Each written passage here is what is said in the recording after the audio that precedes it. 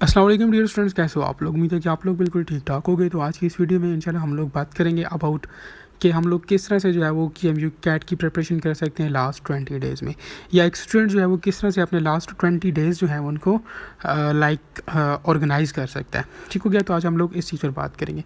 जैसे कि आप सब लोगों को पता है कि आप लोगों का जो मेन टेस्ट है वो है 4 सितंबर को। ठीक हो गया। अब अगर आप लोग डेज़ कैलकुलेट कर लो तो आप लोगों को बहुत अंदाज़ा हो जाएगा कि आप लोगों के पास जस्ट मैक्सिमम 20 डेज़ हैं, इससे ज़्यादा नहीं है। ठीक है। तो अब एक स्टूडेंट जो है वो किस तरह से इन 20 डेज़ को जो है वो अच्छी तरह से यूटिलाइज़ करे, इनको ऑर्गेनाइज़ करे, ताकि उसका मेन टेस्ट जो है वो अच्छा हो जाए। तो आज हम लोग इसी से बात करेंगे। ठीक हो गया। अब यहाँ पर जो है वो अगर हम लोग स्टूडेंट्स को 3 कैटेगरीज़ में डिवाइड कर ले, पहला ग्रुप हमारे पास वो जिसमें जिन स्टूडेंट्स की 80 to 90% प्रिपरेशन कंप्लीट हो गई है। दूसरा ग्रुप वो है जिन्होंने 50-50 प्रिपरेशन की है, 50% उन्होंने कर लिया कवर और 50% उनका रहता है। अब मोस्टली स्टूडेंट्स हमारे पास इस कैटेगरी में कि उन्होंने आधा कवर कर लिया, आधा उनका रहता है। अब जो बाकी उनका आधा रहता है और जो पहले उन्होंने आधा किया हुआ था उसको किस तरह से रिवाइज़ करना है, ये भी हम लोग इस वीडियो में बात करेंगे। लास्ट में हमारे पास जो थर्ड कैटेगरी है ये बहुत डेंजरस कैटेगरी है। अब इसमें वो स्टूडेंट्स आएंगे जिन्होंने बिल्कुल प्रिपरेशन अभी तक स्टार्ट ही नहीं की। अब हम लोग उन पर भी बात करेंगे कि यार इनको अभी क्या करना चाहिए इन लास्ट 20 डेज़ में कि वो कम से कम अपना स्कोर कर सकें, कि उनका एडमिशन हो जाए। ठीक है। तो बगैर टाइम वेस्ट किए हम लोग अपनी वीडियो की तरफ चलते हैं। तो यार फर्स्ट ऑफ़ ऑल हम लोग पास पेपर्स की बात करते हैं। अब यहाँ पर first of all pass papers को बिल्कुल टॉप पर रखने का मकसद क्या था वो मैं आपको बताता हूँ। यार आप लोगों ने फर्स्ट ऑफ़ ऑल क्या करना है कि पास पेपर्स देख लेने हैं। पास पेपर्स मोस्टली स्टूडेंट्स PDFs मांग रहे होते हैं, लेकिन मैं आपको सजेस्ट करता हूँ कि आप PDF के बजाय वीडियो एक्सप्लेनेशन अगर आपको मिलती है तो आप वो देखो। ठीक है। अब वीडियो एक्सप्लेनेशन के लिंक्स मैं आपको डिस्क्रिप्शन बॉक्स में दे दूँगा, आप लोगों ने वो देखने हैं। अब वीडियो एक्सप्लेनेशन देखने का फ़ायदा क्या होता है, पहली बात आप ये देख लो। वीडियो एक्सप्लेनेशन देखने का फ़ायदा आपको ये होगा क्योंकि जब आप PDF से रीड करते हो तो आप जस्ट वो आंसर देखते हो कि जो ठीक है, मीन्स आप एक MCQ सिर्फ एक पॉइंट क्लियर करते हो। ठीक है। और जब आप कोई वीडियो एक्सप्लेनेशन देखते हो, ठीक है, या सुनते हो, तो उसमें आप 3 से 4 पॉइंट्स एक MCQ में जस्ट क्लियर करते हो। ठीक है। मीन्स उसमें वो जब ये भी बता रहे होते हैं वीडियोज़ में कि अगर ये MCQ ठीक है तो क्यों ठीक है, बाकी 3 ऑप्शन गलत है तो क्यों गलत है। तो means in this and that पे आप लोगों को एक MCQ से 3 से 4 पॉइंट्स क्लियर हो रहे होते हैं। तो आप लोगों को मैं यही सजेस्ट करूँगा कि आप लोग जो है वो पास पेपर्स देखो और उनकी वीडियोस एक्सप्लेनेशन सुनो। और दूसरी बात यहाँ पर आप लोगों को ये भी पता होगा कि सुनने वाली चीज़ जो हम चीज़ सुनते हैं वो ज़्यादा जल्दी जो हमारे पास दिमाग में बैठती है एज़ कम्पेयर टू वो जो हम लोग रीड कर रहे होते हैं। ठीक है। तो वो चीज़ आप लोगों के दिमाग में लॉन्ग लास्टिंग जो है वो रहेगी। अच्छा, अब यहाँ पर पास पेपर्स को बिल्कुल फर्स्ट प्रायोरिटाइज़ करने का मकसद क्या था। यार फर्स्ट ऑफ ऑल तो आपको एग्जामिनेशन का पता चल जाएगा कि यार टेस्ट में MCQs आते किस टाइप के हैं, क्योंकि मोस्टली MCQs को यही नहीं पता होता कि टेस्ट में MCQs की मीन्स किस टाइप के होंगे, मुश्किल होंगे, इजी होंगे, मॉडरेट होंगे, या किस तरह की चीज़ों को वो प्रेफर करते हैं एग्जामिनर्स। तो उससे आप लोगों को कम से कम ये अंदाज़ा होगा कि यार हम लोगों ने किस चीज़ पर ज़्यादा फोकस करना है, नंबर 1। अब सेकंड थिंग इज़ डैट आप लोगों को जो है वो अब पता होगा कि कुछ MCQs रिपीट होने के भी चांसेस होते हैं। ठीक है। अगर आपके जो है वो 8 से 10 MCQs भी रिपीट हो जाते हैं, पिछले 2 टेस्ट जो KMU कैट ने लिए, KMU कैट हुए हैं, तो ये आपको काफ़ी अच्छा खासा एज प्रोवाइड कर देते हैं। 8 से 10 MCQs आपको ज़मीन से आसमान तक लेके जा सकते हैं। ठीक है। तो अगर ये भी रिपीट हो जाते हैं तो आपको बहुत फ़ायदा हो सकता है। तीसरी चीज़ ये जो कि मैं ऑलरेडी जो बात कर चुका हूँ कि आपको जो है वो बात पता चल जाएगा कि यार किस एरिया से MCQ आते हैं और किस टाइप के MCQ आते हैं। ये बहुत इंपॉर्टेंट है। ठीक है। फिर उसके बाद जिस वक्त आप टेक्स्ट रीड करते हो या MCQs देखते हो तो आपको पता चल जाता है कि यार ये MCQ टेस्ट के पॉइंट ऑफ व्यू से इंपॉर्टेंट है और ये MCQ जो है वो इंपॉर्टेंट नहीं है, इसको छोड़ लो।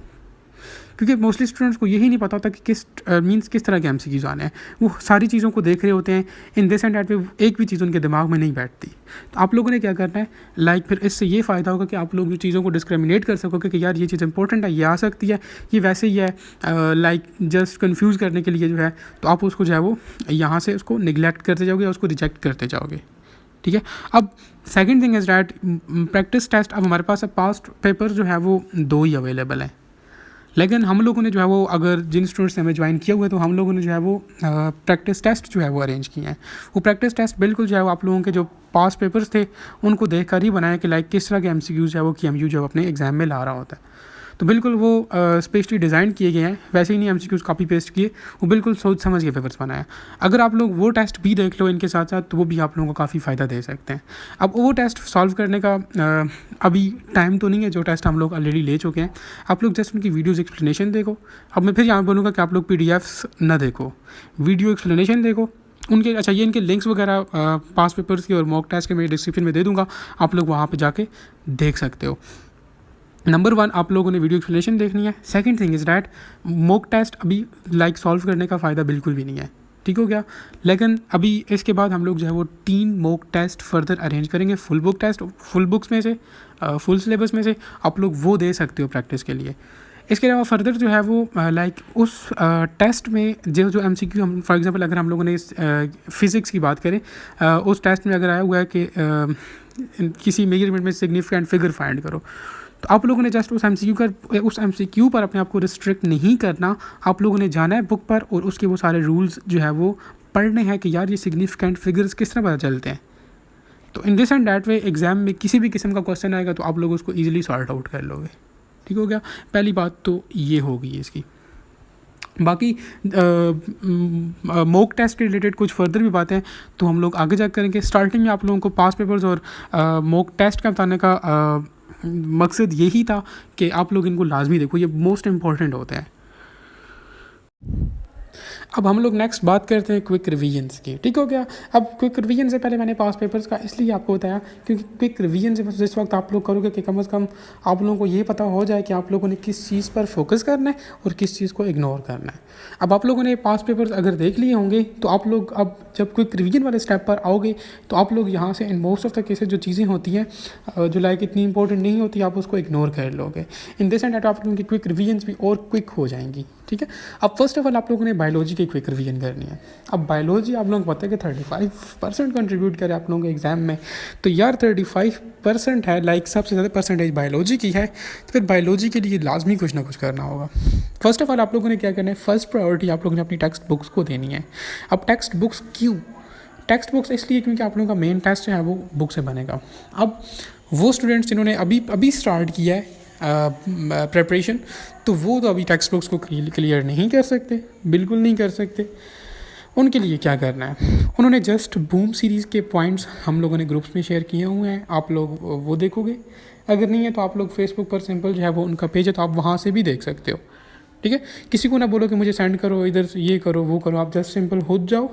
पहले बात तो ये कि आप लोगों के पास जो स्टूडेंट्स हमारे साथ ऐड हैं ग्रुप्स में, तो उनके पास तो होंगे। अगर इन केस किसी स्टूडेंट के पास नहीं है वो, तो आप लोग वहाँ से जो है वो जाकर ले सकते हो। In this and that way वो आप लोगों के जो है वो बायोलॉजी की रिवीजन करवा लेंगे, ठीक हो गया। और बायोलॉजी को लाजमी करें और कोशिश करें कि बायोलॉजी में MCQs की प्रैक्टिस की इंपॉर्टेंस इतनी नहीं होती as compare to physics and chemistry. अब मैं ये भी नहीं कह रहा कि बिल्कुल आप बायोलॉजी के MCQs की प्रैक्टिस ना करें। हम लोगों ने ऑलरेडी जो है वो चैप्टर वाइज टेस्ट लिए हुए हैं बायोलॉजी के, आप वो भी देख सकते हो। लेकिन उससे भी ज़्यादा हमारे पास जो इम्पोर्टेंट है वो आप लोगों के वो हैं जो पास्ट पेपर्स हैं, वो ज़्यादा इंपॉर्टेंट है। आप लोग वो वाले MCQs देखो बायोलॉजी के लिए भी। और सेकंड थिंग इज़ दैट जो हमारे जो फुल फ्लेज्ड टेस्ट्स होते हैं, फुल सिलेबस में से जो टेस्ट होते हैं वो देखो, क्योंकि उसमें जो हम लोग MCQs डालते हैं वो बिल्कुल ऑथेंटिक MCQ होता है और बिल्कुल वो MCQ होता है जो हमें इंपॉर्टेंट लग रहा होता है, जिसको जो है वो जिस MCQ के एग्ज़ाम में आने के चांसेस ज़्यादा होते हैं, ठीक है। तो आप लोग जो है वो पास्ट पेपर्स और हमारे जो मॉक टेस्ट होते हैं फुल सिलेबस में से वो देखो। अब उसके बाद बात करते हैं केमिस्ट्री की। केमिस्ट्री भी इंपॉर्टेंट है हमारे पास क्योंकि इसमें 30 MCQs आप लोगों के टेस्ट में आएंगे, ठीक है। अब चैप्टर आप लोगों के पास 24 हैं और इसमें भी एग्जामिनर यही करेगा कि हर एक चैप्टर में से एक MCQ उठाएगा, फिर बाकी जो 6 MCQs बच जाते हैं वो उन चैप्टर्स में से उठाएगा जो इम्पोर्टेंट है। अब जिस वक्त आप लोग पास पेपर्स देखोगे या हमारे मॉक टेस्ट देखोगे तो आप लोगों को वहाँ से अंदाज़ा हो जाएगा कि कौन सा चैप्टर ज़्यादा इंपॉर्टेंट है, ठीक है। तो इन दिस एंड आप लोग केमिस्ट्री कवर कर सकते हैं। इसमें first of all first priority आपकी टेक्स्ट बुक होनी चाहिए। अब वो किन स्टूडेंट्स के लिए, वो उन स्टूडेंट्स के जिन्होंने ऑलरेडी उसको पहले से देखा हुआ है। अगर आप लोगों ने पहले टेक्स्ट बुक को नहीं पढ़ा हुआ, उसको एक मरतबा कवर नहीं किया हुआ, तो अभी आप लोग टेक्स्ट बुक बिल्कुल भी ना देखें, वो जस्ट आपको कंफ्यूज करेगी। और अभी इस वक्त आप लोगों ने बिल्कुल भी कंफ्यूज अपने आप को नहीं होने देना, क्योंकि अगर आप लोग इस वक्त कंफ्यूज हो गए ना तो आप लोगों ने जो ऑलरेडी पढ़ा हुआ है वो सब कुछ आपको भूल जाएगा और आपको इस तरह लगेगा कि आप लोगों की बिल्कुल ज़ीरो प्रिपरेशन है। तो आप लोगों ने अगर बुक पहले से नहीं देखी हुई तो आप लोग बिल्कुल बुक को ओपन ना करो। यहाँ पर मैं आप लोगों को जो है वो स्पेशली फर्स्ट ईयर केमिस्ट्री के लिए जो है वो एक एज प्रोवाइड कर सकता हूँ। वो ये है कि मैंने जो है वो लेक्चर्स बनाए हुए हैं जिसमें इजीली क्विक रिवीजन चैप्टर्स की थॉरली जो है वो हम लोग करवा रहे हैं। जैसे उसमें इंपॉर्टेंट एमसीक्यूज पॉइंट ही जो है वो लाइक बुक से जो है वो हाईलाइट करके बता रहे होते हैं। तो आप लोग with in very less time 20 to 30 minute में केमिस्ट्री का एक चैप्टर क्लियर कर सकते हो। ठीक है, अगर लाइक आधे घंटे में आपका एक चैप्टर क्लियर होता है तो मीन्स 1 घंटे में आप 2 चैप्टर्स क्लियर कर सकते हो। तो फर्स्ट ईयर केमिस्ट्री के आप लोगों के पास टोटल हैं ही 12 चैप्टर्स। तो मीन्स आप with in 6 hours first year chemistry को जो है वो रिवाइज कर सकते हो। वो मैं इसको उनके लिंक्स जो हैं वो डिस्क्रिप्शन बॉक्स में दे दूँगा, आप लोग वहाँ से उनको जो है वो जाके देख सकते हो। एंड होप्स के वो आप लोगों को जो है वो लाइक बहुत एडवांटेज देंगे अगर आप उनको देखते हो तो, क्योंकि अभी इस स्टेज पर जो है वो आकर बुक को रीड करना, दोबारा से कॉन्सेप्ट लेना वो बहुत मुश्किल हो जाएगा, स्पेशली आप लोगों के लिए। तो आप लोगों के लिए ये एक बेस्ट अपॉर्चुनिटी है कि आप लोग जो है वो उन लेक्चर्स को यूज़ करो, उनको यूटिलाइज़ करो। यू कैन ईजिली जो है वो आप कवर कर सकते हो अपनी first year chemistry. Second year chemistry में मोस्टली रट्टे वाली चीज़ें तो आप वहाँ से जो है वो कर सकते हो, या किसी की कोई की पॉइंट्स होते हैं जिस तरह बूम के हैं या इस तरह से किप्स के बहुत से लाइक इंपॉर्टेंट है, आप वो भी देख सकते हो। ठीक है, तो फर्स्ट ईयर की तो आप लोग बिल्कुल भी टेंशन न लो, वो मैं इंशाल्लाह डिस्क्रिप्शन बॉक्स में पास्ट पेपर्स के भी, मॉक टेस्ट की एक्सप्लेनेशन और ये लेक्चर्स भी जो है वो उसमें पोस्ट कर दूंगा। या फिर जो है वो आप लोगों ने वीडियोस देखी होंगी हमारी जिसमें लाइक हम लोगों ने कुछ इंपॉर्टेंट टॉपिक्स बताए थे। तो आप लोग अगर इस स्टेज पे आकर अगर उन इंपॉर्टेंट टॉपिक्स को भी जो है वो कवर कर लेते हो तो you can easily cover your 70% of paper. ठीक है, क्योंकि उसमें आप लोगों ने लाइक बिल्कुल डिज़ाइन करके बनाया है, बिल्कुल सोच समझ के वो टॉपिक्स जो है वो आप लोगों के लिए लिखे। पास्ट पेपर्स को ऑब्जर्व करने के बाद ये वो दिस एंड दैट आप लोग जस्ट उन टॉपिक्स को भी करते हो तो वो भी जो है आप लोगों को फ़ायदा देंगे।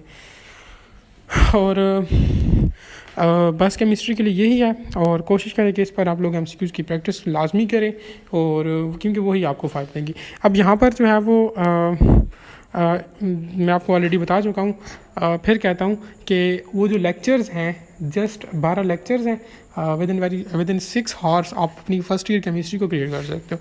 तो वो मैं डिस्क्रिप्शन में लिंक दे दूँगा। उसके बाद हम लोग सेकेंडली बात करते हैं फिज़िक्स पर। फिज़िक्स हमारे पास जो है वो उसकी जस्ट 20 एमसीक्यूज़ होंगे आपके टेस्ट में। ठीक हो गया, अब फिज़िक्स को किस तरह से कवर करना है। अब देखिए 20 एमसीक्यूज़ हैं, तो दिस मीन्स दैट, और हमारे पास टोटल चैप्टर भी 20 हैं। सो दिस मीन्स दैट कि हमारे पास एग्जामिनर हर एक चैप्टर में से एक एक एमसीक्यू उठाएगा। अब एक एक चैप्टर के लिए जो है वो स्टूडेंट उसको 1-1 घंटा या 2-2 3-3 घंटे नहीं दे सकता। आप लोग जस्ट उसको आधा घंटा दोगे, और उसको पहले तो अगर आपने टेक्स्ट बुक से रिवाइज़ किए हुए पढ़ा हुआ तो आप जस्ट वहाँ से ही रिवाइज़ करोगे। अब वहाँ से कौन सी चीज़ रिवाइज़ करोगे ये आप लोगों को पता होगा, क्योंकि आपने पास्ट पेपर्स पहले देखे होंगे। ठीक हो गया, या मॉक टेस्ट देखे होंगे। अब उसके बाद अगर आपने वो नहीं पढ़ी तो फिर आप लोग जो है वो उसके बाद पास्ट पेपर्स लाजमी देखोगे, ये तो मैंने बिल्कुल स्टार्टिंग में कहा था। या फिर आप लोगों ने क्या करना है, अगर आपके पास वो टाइम भी नहीं है, या तो फिर आप लोग बूम के पॉइंट्स हैं फिज़िक्स के भी मिल जाएंगे, वो आप देख सकते हो। या फिर आप लोग जस्ट इसके लिए जीनियस सीरीज़ फिज़िक्स की प्रैक्टिस एमसीक्यूज़ बुक है, वहाँ से भी आपका हर एक चीज़ है वो क्लियर हो सकती है, क्योंकि वहाँ पे टॉपिक वाइज और चैप्टर वाइज आप लोगों को एमसीक्यूज़ मिल जाते हैं, साथ में उनके सॉल्यूशंस भी होते हैं। तो यू कैन ईज़िली जो है वो आप लोग वहाँ से फ़िज़िक्स पोर्शन को कवर कर सकते हो। लास्ट में वही मॉक टेस्ट का बताया, ठीक है, वो भी लाजमी है। तो इन दिस एंड डेट आप लोग फ़िज़िक्स को जो है वो लाइक प्रिपेयर कर सकते हो। उसके बाद हमारे पास लास्ट है, बट नॉट द लीस्ट, हमारे पास इंग्लिश आ जाती है। अब इंग्लिश को मैं आपको बता कि आप लोगों के 15 एमसीक्यूज़ आएंगे। अच्छा, इंग्लिश के साथ पहली बात तो मैं आप लोगों को ये बताऊं कि उन्होंने पाकिस्तान स्टडी तो इस्लामियात का भी मेंशन किया हुआ है, तो यार वो तो आप बिल्कुल भी ना करो, ठीक है, क्योंकि 2021 वाला जो टेस्ट था उसमें से भी उन्होंने बिल्कुल ये पोर्शन इंक्लूड किया ही नहीं था, और इंग्लिश भी उन्होंने इंक्लूड नहीं किया था। अब इस बार तो हम लोग ऑब्वियसली रिस्क तो नहीं ले सकते, तो आप लोग इसमें जस्ट 4 to 5 टॉपिक्स में बताता हूँ, आप वो ये भी कवर कर लो, तो आप लाइक इसमें 10 to 12 मार्क्स तो ईजिली ले सकते हैं। क्योंकि अगर जो 2020 वाला टेस्ट है उसमें जो है वो उनके एमसीक्यूज़ को मद्देनज़र रखा जाए तो उसमें उन्होंने पार्ट ऑफ स्पीच को टच किया हुआ था। इसमें से भी मोस्टली उन्होंने प्रीपोजिशन को बहुत ज़्यादा फोकस किया हुआ था, ठीक है। प्रीपोजिशन आप लोग लाजमी देखें, अगर बाकी पार्ट्स नहीं देखते तो प्रीपोजिशन मस्ट देखें। उसके बाद आप लोगों के पास इसमें आ जाता है टेंसेस। अक्सर उन्होंने क्वेश्चन दिया होता है कि लाइक करेक्ट स्टेटमेंट चूज़ करो, या इस तरह के क्वेश्चन जो होते हैं, स्पोर्ट एरर्स वाले क्वेश्चन जो होते हैं, तो वो इन्हीं में से आते हैं।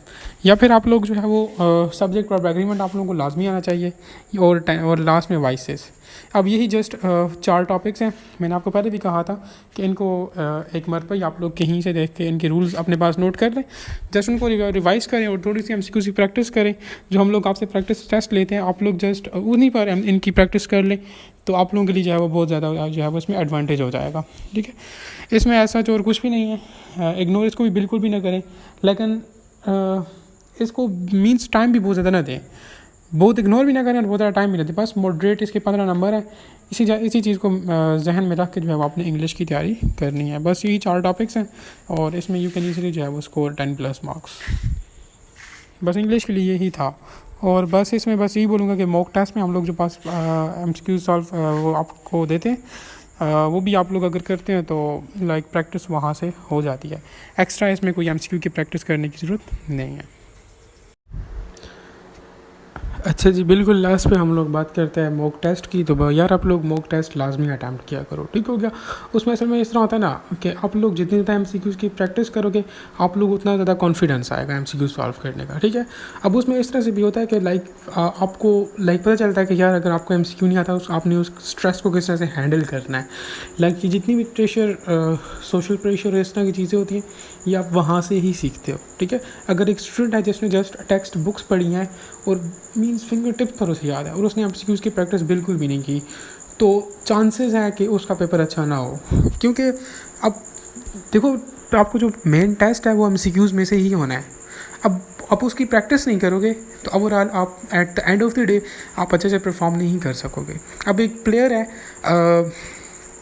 किसी भी गेम का, तो वो क्या कहता है, प्रैक्टिस नहीं करता, जस्ट खाता पीता है और अपनी जस्ट सेहत पर उसने वो किया हुआ है।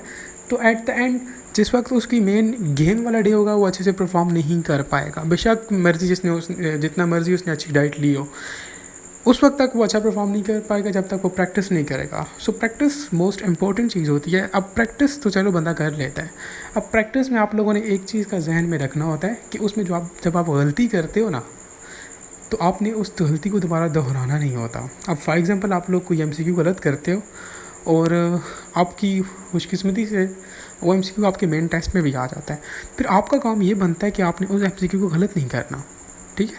और बस मॉक टेस्ट लाजमी अटैम्प्ट किया करो, उससे आप लोगों की प्रैक्टिस होती है, आपको पता चलता है कि आप लोग कहाँ पर खड़े हो। और लास्ट पे फिर बोलूँगा कि आपकी उन टेस्ट्स में जो गलती होती है, तो उनको जो है वो कोशिश किया करो कि दोबारा वो गलती ना हो, ठीक है। एक मरतबा गलती हो गई है, this is more than enough, दोबारा कम से कम वो गलती ना हो, ठीक है। और MCQs में आप कोशिश ये लाजमी किया करें कि सिर्फ उस ऑप्शन को ना रीड किया करें, ठीक है। उसके रिलेटेड कुछ पॉइंट्स आप बुक से भी देख लिया करो, ठीक है। अब जिस तरह हम लोग जो है वो आप लोगों को वीडियो की फॉर्म में जो है वो एक्सप्लेनेशन भी देते हैं, उस वीडियो में हम लोग जस्ट वो MCQ एक्सप्लेन नहीं कर रहे होते, उसमें आप लोगों का पूरा टॉपिक वो रिवाइज हो जाता है, या बाकी आप उसके जो करेक्ट ऑप्शन होता है उसके साथ बाकी जितने भी ऑप्शन होते हैं हम लोग वो भी आपको रिवाइज करवा देते हैं। इन दिस एंड डैट वे वो प्रैक्टिस टेस्ट आप लोगों का जो है वो आप लोगों के लिए जो है फ़ायदेमंद होता है, बजाय इसके कि एक स्टूडेंट चलो प्रैक्टिस भी कर लेता है लेकिन अपनी गलतियों को नहीं देखता कि यार उसने क्या गलती की है। तो इस प्रैक्टिस का भी फ़ायदा कुछ नहीं है। प्रैक्टिस का फ़ायदा आप लोगों को उस वक्त है जिस वक्त आप वाकई में जो है वो उसको प्रैक्टिस समझ के करते हो, और जो गलतियाँ करते तो फिर उसको जो है वो सीखते हो उन गलतियों से और उनको दोबारा दोहराते नहीं हो, इसको कहते हैं प्रैक्टिस, ठीक है। तो आप लोगों ने maximum to maximum mock test जो है वो अटैम्प्ट करने हैं। 2 मॉक टेस्ट हम लोग ले चुके हैं, ठीक है। 3 मोर और भी हमारा लेने का इरादा है, ठीक है। आप लोग वो भी अटैम्प्ट कर सकते हो और कोशिश किया करो कि वीडियो एक्सप्लेनेशन आप लोग लाजमी सुना करो, हम लोग जो है वो पोस्ट करते हैं, तो उससे आप लोगों को ज़्यादा फ़ायदा होता है एज़ कम्पेयर टू कि आप लोग जस्ट PDFs रीड करो। और ये था जी कि किस तरह से आप लोगों ने अपने लास्ट 20 डेज़ को अरेंज करना है। इसके अलावा फर्दर आप लोगों को क्वेश्चन वगैरह है, कोई क्वेरीज़ हैं रिगार्डिंग योर टेस्ट, तो आप लोग पूछ सकते हो। अच्छा, आप लोगों को लास्ट में एक और बात ये भी करना चाहता हूँ कि अभी आप लोग इस चीज़ की टेंशन ना लो कि आपने किस फील्ड में जाना है या फर्दर एडमिशन प्रोसेस के बारे में आपका कोई भी क्वेश्चन है वो भी आप छोड़ो। अभी आप लोगों के पास जस्ट एक चीज़ है और वो आप लोगों का टेस्ट है, उस पर फोकस करो, दैट इज़ इट। बाकी ये एडमिशन प्रोसेस ये टेस्ट के बाद होते रहेंगे, ठीक है। आप लोगों के पास महीना 2 महीने होते हैं, आप लोग आराम से उस चीज़ के बारे में सोच सकते हो। तो लिहाजा भी आप लोग ने ये टाइम बिल्कुल भी वेस्ट नहीं करना, ठीक है। इन फजूल चीज़ों पर आप लोग जस्ट प्रिपरेशन पर फोकस करो, ठीक है। और टेस्ट के बाद ये सारी बातें चलती रहेंगी। Thank you.